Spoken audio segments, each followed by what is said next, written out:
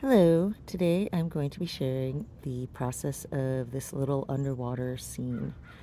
It is sped up by about 3 times, so since this video is 20 minutes, the actual painting process of this piece was about an hour long, plus some drying time in between for a lot of these phases, so give it maybe 2.5 hours total of actual time went into this painting. First thing I did was I take my watercolor paper, which is a hot press 140 pound, and I tape it down to a board, and this keeps my paper from warping as I work on it with all my washes and things. Now, I'm doing a very rough sketch for this piece. I have just the barest idea of what I want to do, so I start here with measuring the center of my piece vertically, and then I add this circle, and then I start doing these swirly water waves along the surface of what will be my watery scene. And now I'm sketching in a narwhal. I'm using a 0.5 HB mechanical pencil, and I sketch fairly lightly, so my apologies if it's a little bit hard to see the sketch going on here. But I don't want to have too much lead on my page, because then that just is loose stuff that becomes gray and muddy as you start doing the painting.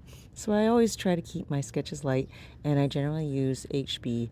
I find 2B and higher to be a little bit too soft, and then it leaves a lot of graphite residue on the page, which, as I said, then becomes just kind of dirties up the painting. So now I'm starting with a wash of ultramarine blue with a large 1-inch flat brush, and in the upper half I'm adding a little bit of some yellow tones just to give myself some gradation of things, and some greens up there as well. And then I'm taking my Winsor Newton Indian ink, and I just dot in some of it onto that very wet page, and then I add some more water, and then I tilt my paper up and I let it drip and move and pool along the surface of my paper. And as it does so, it starts to granulate. That's where you can see all the little chunky bits there. And here's a close-up of that. All that textural granulation just happens when you give the pigment enough water to move in, and then just leave it alone. Don't touch it.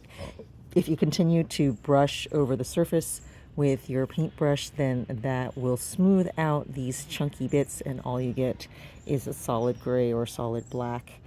And so the hardest part with that is to leave it alone until it dries. And then once it's completely dry, which can take half an hour or longer depending on how much water you use, I take this transparent watercolor ground and I paint a quick layer over that, and that fixes it to my page so that I can now do washes and things on top of it without worrying about that black textural stuff coming loose and then just becoming a uniform gray black thing mass down there. Instead, it retains that textural quality. And I paint this wash of green over it for my lower water under the surface area, and I splash a little bit of gold mica paint in there as well. And here I'm doing some more layers of washes over the surface of the water. So I have this gradual darkening of tones from the very pale upper areas into the dark depths of the ocean floor that happen at the bottom of my page. This area over here where it's got a lot of this light green is going to be kind of the transitional zone, where I'm going to have a lot of watery ripples and surface textures of water going on there. And then I take this large flat brush and kind of soften all those edges and smooth everything out by just brushing over it all very quickly. I continue adding more glazed layers in the lower area just to give it much more richness and depth of color, because I don't want it to be just one solid color. I like a lot of shifting tones, and you attain this by doing many different layers. And as they dry, you add another layer. As that dries, you continue adding layers, and this gives your watercolors a very rich, layered, beautiful tonal appearance that has not just one color, but all these colors kind of shifting one into another. Continuing doing those layers now, adding a little bit more bluish teal tones into this wave surface area, following that rippled sketch line that I initially did. As I said, my sketch was very sparse and minimal, and I kept it to just the bare necessity of what I needed to define my composition here. And I leave a lot of the specifics of the details and the textural stuff. All of that, I leave it to the process as I'm painting. As with this seaweed here, I am taking a number 4 round with a nice, beautiful tip point. This is a Roman Sesmal squirrel brush, and it has a very fine tipped point, which is similar to, I feel it's a lot like Chinese Asian brushes, where you can hold a lot of liquid in the base of the brush but still get this really fine controlled detail on the tip of it. And I use that to paint in the seaweed. I keep my arm off the page, off the surface of my desk as I work this. Again, it is very similar to the way Chinese painting, ink paintings are done, where it's very loose and you use your whole arm to sort of capture the flow of energy and movement and distill it down onto your page. And you lose some of that freedom of energy and movement when you have your hand touching the surface of your desk. So, I mean, a lot of times I do have my hand touching, most of the time, in fact, because I like to have a lot of control. But there are times when I was working on seaweed there, for example, where I wanted that looseness and that energy. And so I sort of use that technique, and I make sure that my whole arm is free flowing from my shoulder. Over here now, I'm working on the surface of the water. I've turned the painting upside down to more easily access this. Don't be afraid to shift your painting around to various directions. You don't have to keep it sitting in one direction. It's not on an easel, this is flat, so it's easy enough to rotate and shift it to access whatever you need to at the angle that is most comfortable. So, when I'm drawing these curves of the waves, it's always easier to me to draw the curves inward towards myself rather than arcing outward. And so I usually like to turn my paintings in a way where those curves feel natural to the flow of my movement, and it feels more natural to how I'm moving my arm, harkening back to what I was just saying about that seaweed and how you want to channel that whole body flowing feeling into the point of your brush. The same thing happens even with smaller things like this, with curves and arcs, and you want to keep that natural to your whole sense of movement, because that will translate down to what is happening onto your page. Once I have those waves kind of sketched in there, I start using a number 0 round to do dry brush and shading in these little bits in between the ripples. This gives depth to my waves, and I use a whole range of blue, green tones, all the colors that I used in the underwater area. I'm bringing those back here, and I'm using variations of those. So there's ultramarine blue, there's a lot of the cerulean and phthalo blues, and some greens and some yellows as well that I mix in there to give it a lot of variety and variation. This is the phase where things start to slow down a bit. Prior to this, I've been doing a lot of the large sweeping areas, the big background washes that use the larger brushes. And now I've shifted down to my tiny little number 0 round, and the details become slower as I'm working in a dry brush technique rather than large sweeping washes. And there's a lot of repetitive pattern elements here, so it sort of it's not as grandly interesting in this phase. And this is the part where it becomes more of a meditation to me as I'm painting, especially when I do a lot of these repetitive pattern type of things throughout my paintings. And I notice that I do employ these quite frequently, these compositional elements, which are in a way almost rhythmic, because you have the same kind of thing happening over and over again. In this case, it's the spaces in between the waves, these gaps of light and ripple, and they become a rhythm in the composition that is a soothing thing for a viewer to latch onto as they are viewing the entirety of your piece. I take a large brush every once in a while and just sweep that over everything. You see how it softens up a lot of that roughness that my dry brushing left, and it smooths it and makes it more melded together and harmonious. Now I'm taking my white gel pen and delineating my narwhal.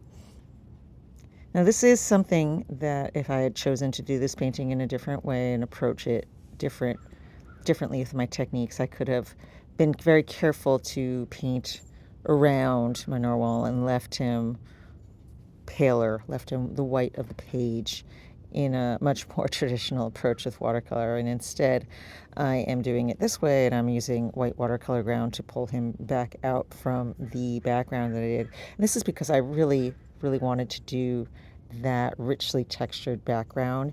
And in order to do that, you can't really leave defined pale areas in the piece. You can leave large general shapes, but you can't do the solid, bright areas of white, not without disturbing the cohesive oneness of how all that background wash stuff flows. And so I do like to use white watercolor ground in this instance to paint my foreground subject and to also pull back some of the negative space here on the seaweed bundles. And I use the white watercolor ground and I kind of dilute the edges of these areas as I do so that it melds seamlessly into the beautiful textural stuff that I already had established in the background and I don't want to lose.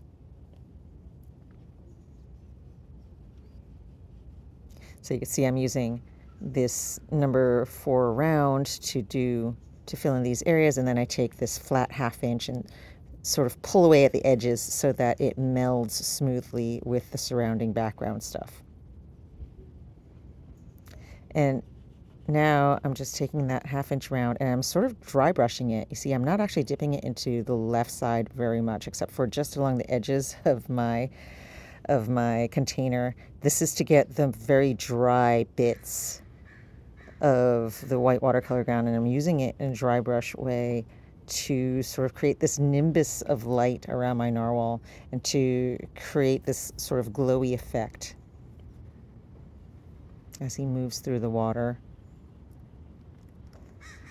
Here's a close-up of where I'm at with things here. You can see some of the textural bits of the watercolor paper actually showing through on that area around the narwhal. And now I'm taking some more dilute white watercolor ground and I splashed it over there just to give some bright white speckles of paint throughout there, sparkles of light.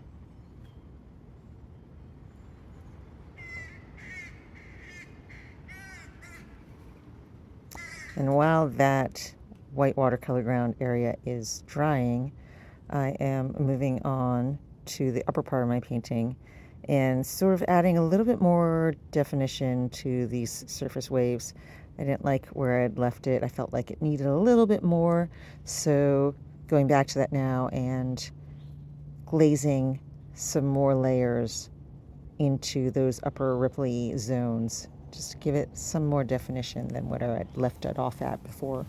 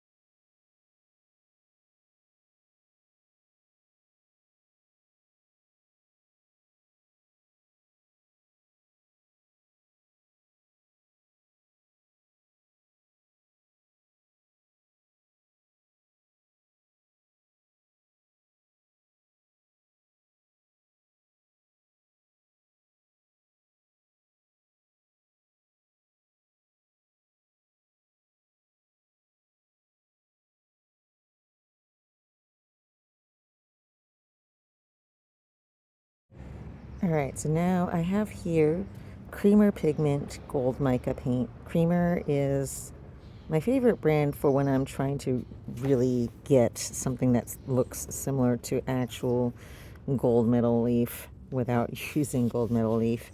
The Creamer Pale Gold is my favorite for this kind of thing. And I am painting that into my moon up here. You notice that I stay away from those ripple lines and I let it sort of dissolve outwards into those ripple areas. So I kind of concentrate it in those same darker zones where I had the paint before. And it is important to have the paint underneath, I've found, because it really adds a richness to the gold layer on top, because this is not actual gold leaf. And so you do see the paint that is underneath and you see what is going on underneath it. So having the painting, the pigment of the watercolor actually reflect the intensity of what I'm painting with the gold increases the beauty and richness of it.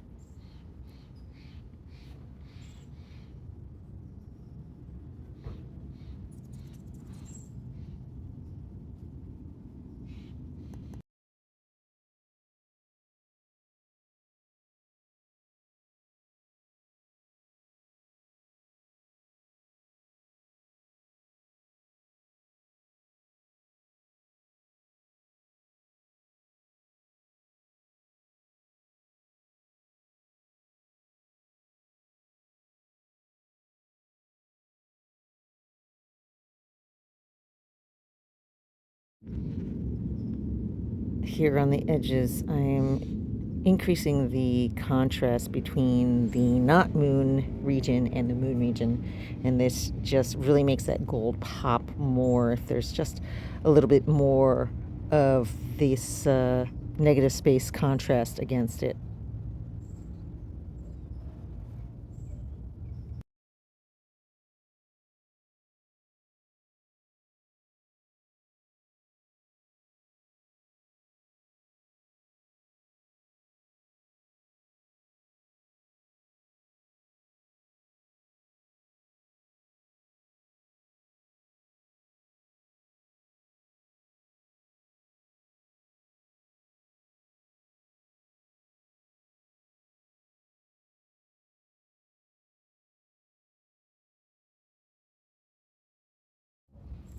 Final bits here, the details on the narwhal, including the textural stuff on its back, as well as defining the shape a little bit more, because this is my foreground element, so it needs to have the most detailed definition of anything in the painting.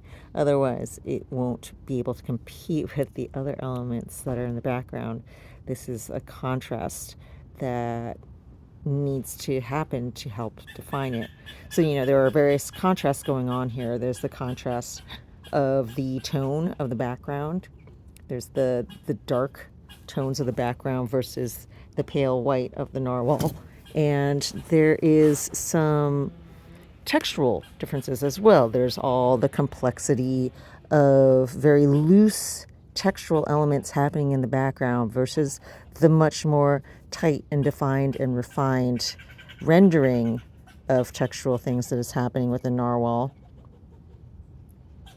And then there's the clarity of those details as well. While the background details are very roughly painted, that seaweed, how I just used the looseness of my arm and then painted in the negative space of the surrounding areas, all of that with very large, chunkier brushes versus this, which I'm doing with very fine-tipped No. 0 round brushes and my gel pen.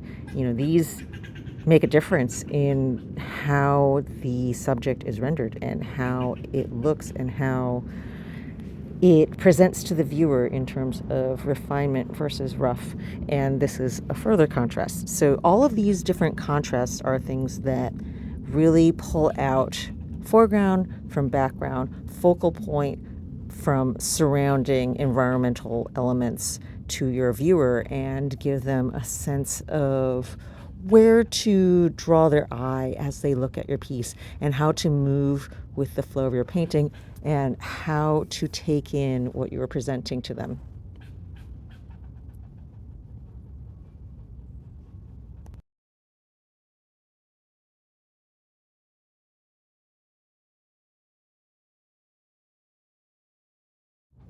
And here we are with the final finished piece.